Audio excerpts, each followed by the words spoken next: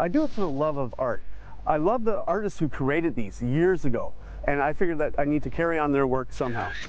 I just find that I like framing faces, that's all. I'm not interested in food, in buildings, in sunsets, in flowers. They're all very beautiful, but I don't want to photograph them. I just want to put a square box around a face.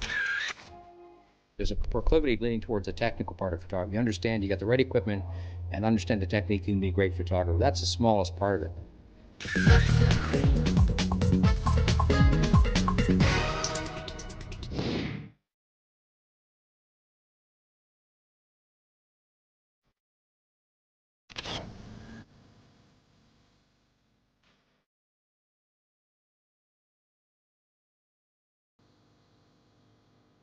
I've only had 3 jobs I really loved in my life.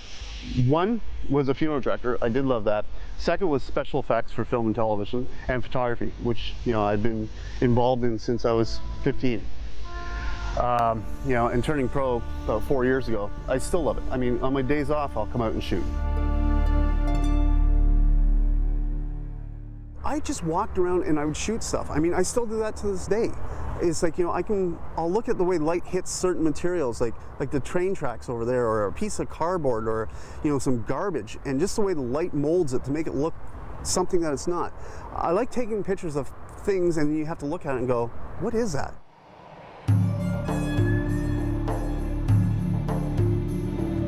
My artistic needs started with friends modeling for me and branched out from there. And then I found out that there's people that love it, like my boudoir section. I have so many clients, private citizens come in, wanting boudoir and wanting the nudes where you don't see the face, but you just see the art of the naked body.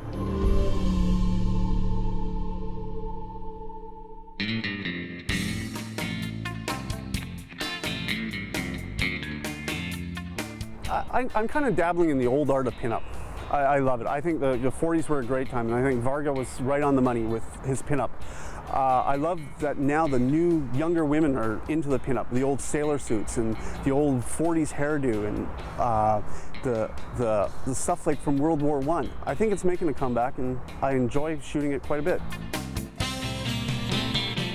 It's all about the people having fun, enjoying themselves, and that portrays big time in the pictures.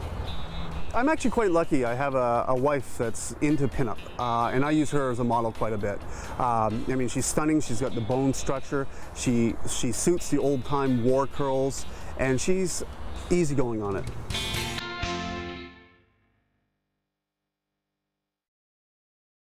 I need to keep doing the art stuff. It keeps my sanity. Because I think with the angel work, I'm getting back to basics. I'm not having the studio light. I'm not having, the controlled environment. I'm out there with the elements, one camera, whatever light's available, and no assistant or anything. I like shooting tombstones just because of the beauty. You got the beauty here. I mean, these are monuments to people from our past. And I just find you can find the beauty in anything. You have high contrast, especially with the patina ones, and they look stunning in black and white.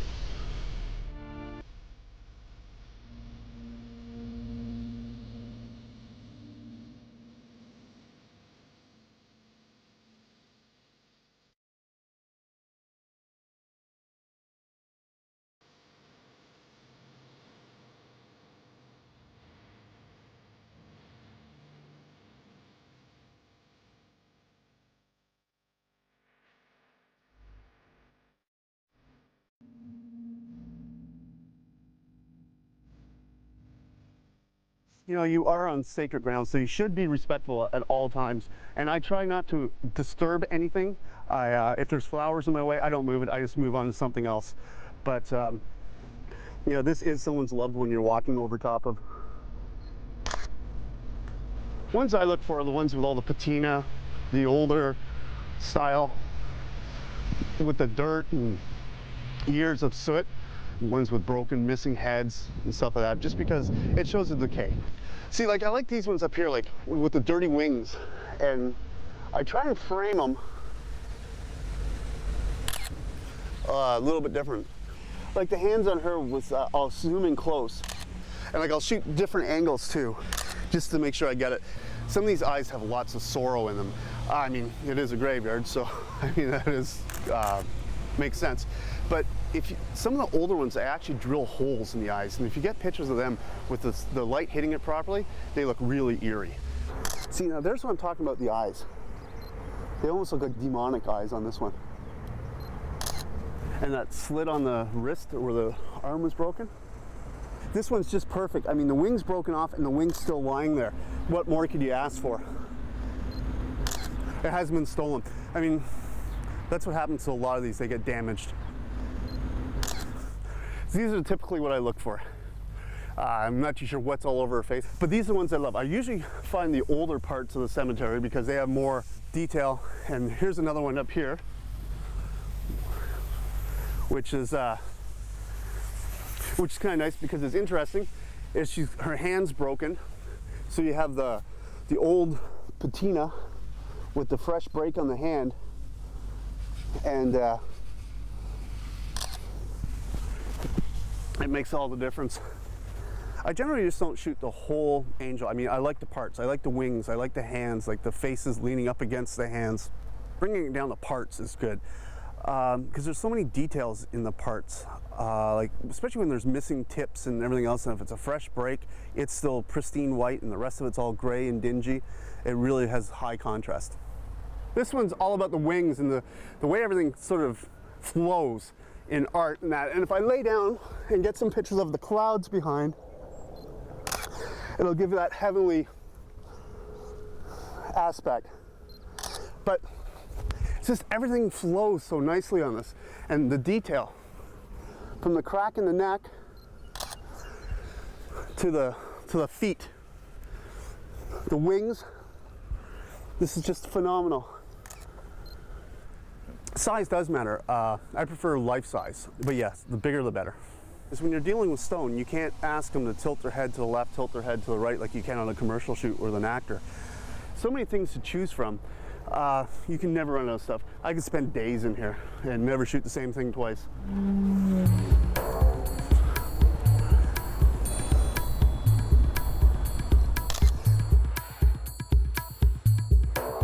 Fine art, I try to make a mixed bag of fine art, just because I don't want to be stereotyped as the angel guy, or the snow guy, or the nude fine art guy. I think fine art is in the beholder. Someone that looks at my photograph and goes, wow, that's a nice piece I'd like to hang on my wall, and I've done my job. Some advice for becoming a professional photographer is shoot, shoot, shoot, and when you're sick of shooting, shoot some more. And my theory is a bad day with a camera is better than any good day in an office. A wise man once told me, find a job that you love and you never have to work a day in your life.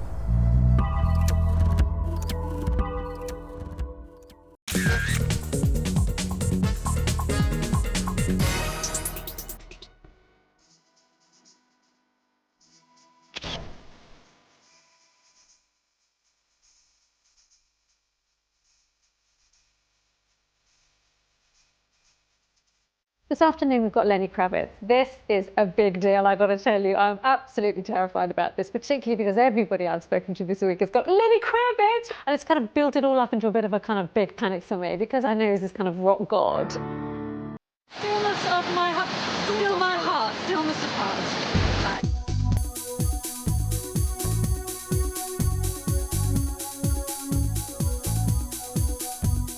I have always been interested in faces. As I grew up, all the way through adolescence and through university, I used to cover my walls with pictures, just cut out, tear out magazines, faces everywhere, faces and bodies.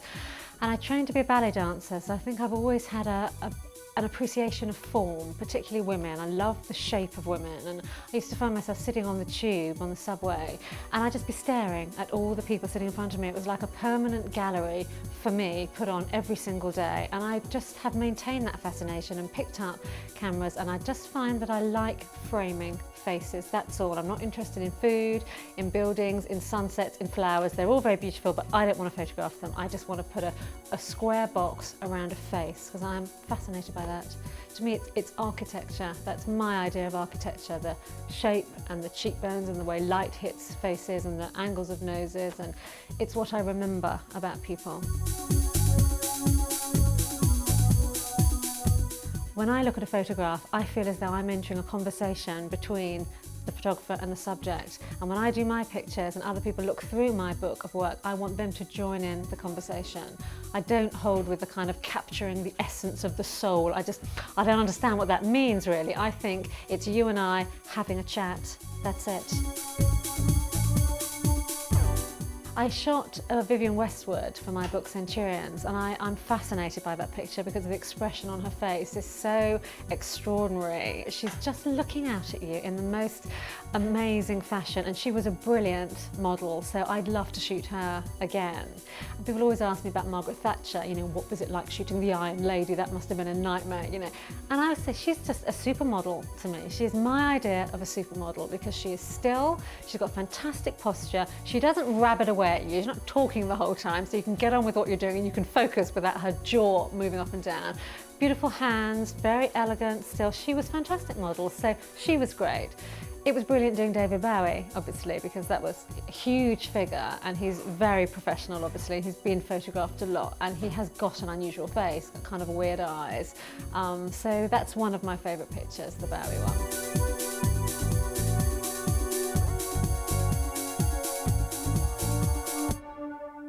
Centurions is my idea of a tribute to 100 people who had shaped 20th century British life in some way, socially, politically or culturally. These are people who've had a real impact on the century. So although there are lots of famous people, the idea wasn't just to record more celebrity, it was to give a face to the achievement of that century. So I've got people in that book who aren't well known, but they are engineers, scientists, medical practitioners whose work has really benefited this century. So I thought, I want some kind of record of my 20th century. You know, I was 35 or something at the turn of the century. Who are the people that had made up the background to my life?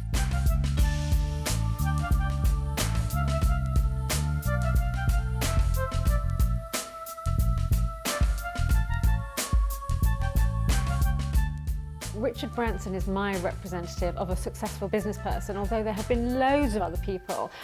Branson is the name that comes up time and time again when you do surveys of youngsters, 11-year-old boys, who do you want to be when you're older? It's Richard Branson. So I wanted to have people that had slipped into the mass consciousness in a way. Similarly, Twiggy. I mean, Twiggy hasn't changed the world, but she is a figure who's had an impact in that all the people that worked on her face, the photographers, the stylists, she became the face of the 60s. So she's an iconic figure of the 20th century, so that's why she's in there. I thought it was really important to have Bob Geldof because his impact has been enormous, particularly amongst the people of my age, because we all remember that Band-Aid experience. I was thrilled that John Cleese said yes, because you know you definitely need comedy figures in this, and in Centurions I had Norman Wisdom to represent the kind of old style music hall form of humour, and mad Spike Milligan, because of course you have to have Spike Milligan, but John Cleese and the Monty Python, you know, they're a huge presence in British comedy history. In terms of a style of photography, I think I'm incredibly basic. Because I came over from a different discipline, I came over from television directing, and I am not trained as a photographer at all. All I come with to the shoot is my eye. That's all I've got. I've got a square frame, the camera, and my eye, and that's all I can work with. And because I started out with natural daylight, I tend to keep things very, very simple. I'm not the sort of photographer that's going to spend ages coming up with a fantastic composition, set building. I don't want to know sets, not interested in backgrounds and sets. I'm just interested in the face and in the connection between the sitter and myself. That's the pull for me. I'm intrigued to be with these people.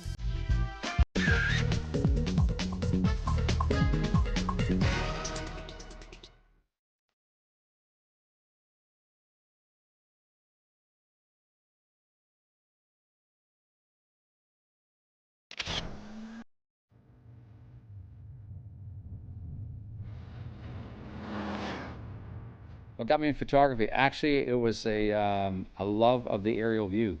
I really seriously didn't pursue this craft or the discipline of photography until I started hang gliding and started carrying my camera with me around my neck and taking aerial photographs. Well, then the ultralight came along in late '79, which opened up as the perfect vehicle really for taking aerial pictures. I've worked at low-level aerial stuff for at least 10 years before I've worked at a technique I can successfully take shots as low as 50, 60 feet at times.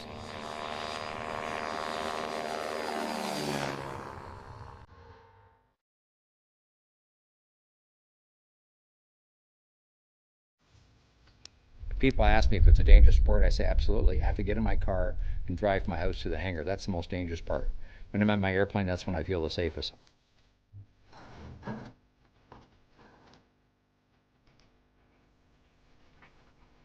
It's amazing how trees can reach out to grab you and hydro lines and things of that nature. But I love to fly and photograph. It's a totally integrated process.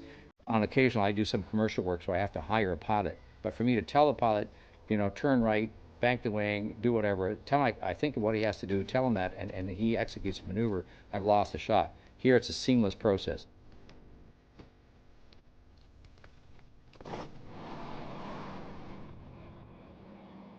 So I have a shot of a horse and buggy, for example, coming down a road just before sunset. So the shadow is elongated 90 degrees to the subject matter, and it's taken straight down, no higher than, say, 60 feet. Very difficult shot to get. I was circling over top at 50 or 60 feet, trying to get the shot straight down. This is a matter where perception, you know, is reality, because you see the shadow before you see the horse and buggy, and it's a really striking image. One of my favorites.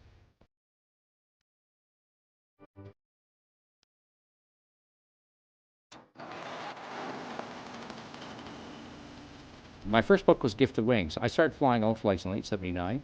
A year after I'd started, I had a hang gliding accident, which put me in a wheelchair. And fortunately, I had just enough ultralight time flying experience that I could get back one of these machines. We only had single seaters at the time, and safely take myself back in the air. It was probably some of the best therapy I could have done, look down, see an empty wheelchair. And I had the idea, could I fly one of these machines across Canada? And I talked to a friend of mine. He said, Hiebert, you're nuts. It's impossible to do this. Ultralights at that time were flying about 25 miles an hour. But the dream never left me. And it took 5 years from the inception of the dream. In 1986, as a part of Expo, the World's Fair, flew the first ultralight across Canada, coast to coast. And a Rotary Club sponsored me for a second flight, which I did over the course of 2 summers, took 14,000 pictures, and parlayed those into a book called Gift of Wings.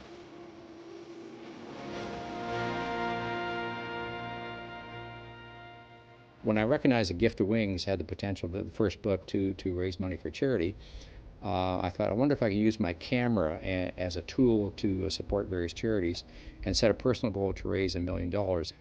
Last summer, I drove a vintage farm tractor, W4, coast to coast, 6,000 kilometers, and did a book called Keepers of the Land. It celebrates 39 farm families coast to coast, and what amazed me was the diversity of farming, right from cranberry growers to buffalo farming, traditional cash cropping with corn and wheat, to turkey, chicken farmers, dairy farmers. Huge variety in this country.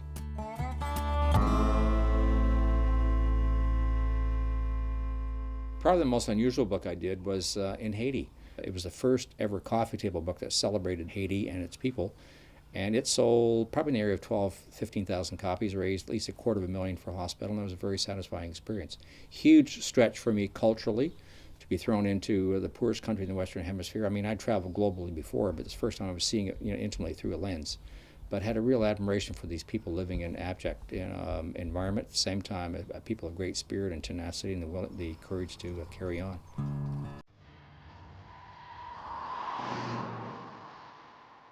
I live in a very unique part of the world insofar as the area here is farmed by old order Mennonites, who farm traditional 100-acre farms, in many cases still using horses to do their field work.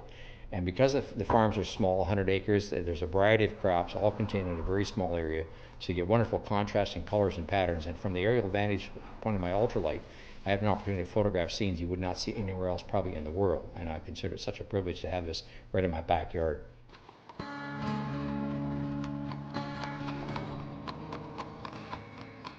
I do a fair amount of stuff on the ground as well. I've done a book on Mennonite children, which is actually unfolded over a 9-year period. And as people look at my material, both the books and photographs, I hope they gain appreciation for who the old order Mennonites are. The fact that, yes, on the surface they're very different. In fact, they're people who hang on to a set of values, especially focused around community, that I think are very enduring values, make a lot of sense, and I think people need to understand, the importance of that way of living.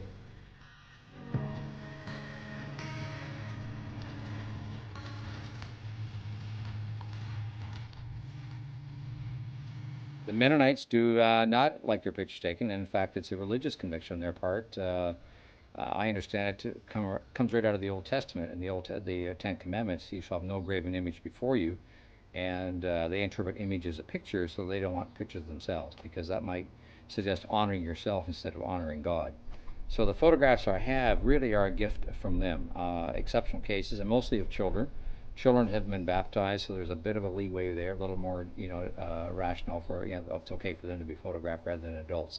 I have photographed adults as well, but of course never with the intent to put it in the book. Many shots I've not taken. I can tell you as many that I haven't taken than those I have. Not even, I haven't even thought about asking, knowing full well that would not be in their favor to do so. So it's a fine line you walk there in terms of trying to respect and honor their adage that you're not to be photographed at the same time. On an individual basis, most of them are pretty cool with it.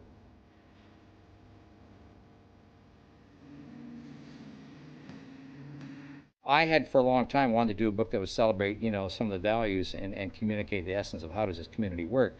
So I did it in a very unique way in that I did a book called This Land I Love, aerial photographs of their farms, Waterloo County. But the stories came from Mennonites themselves on a very personal basis, on a one-to-one. Nothing related to the photographs, but by using pictures of their land and their personal stories, I was able to make it work. My favorite picture, probably of all the ones I've taken over the years of the old order Mennonites, is a young girl, 9 years old, Salida, looking out of a buggy window. And it's almost haunting in terms of the image of her face looking out of the stark blackness. Well, I've come to visit all the way from England, and we don't have Mennonites in England or Amish people. So I bought this book because it's absolutely beautiful photographs, really great subject matter, and it's full of beautiful quotes from the Mennonite children telling you all about their lives, so you can learn quite a lot more firsthand.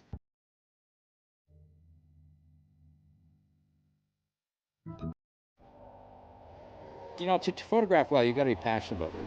I think there's a proclivity leaning towards the technical part of photography. You understand you got the right equipment and understand the technique, you can be a great photographer. That's the smallest part of it. The camera to me is just a tool. It's a means of exploring something in more depth, and it's also a passport for me. I've been to Mozambique, Tanzania, Kenya, Uganda, Egypt. It's a wonderful opportunity, again, to use the camera as a way of seeing a world and a culture I wouldn't see otherwise. What makes a good picture? It communicates with the viewer. It says something that motivates them. Somehow it touches them emotionally. And that's a very elusive quality to define in terms of how do you capture that. But you know when you've got it.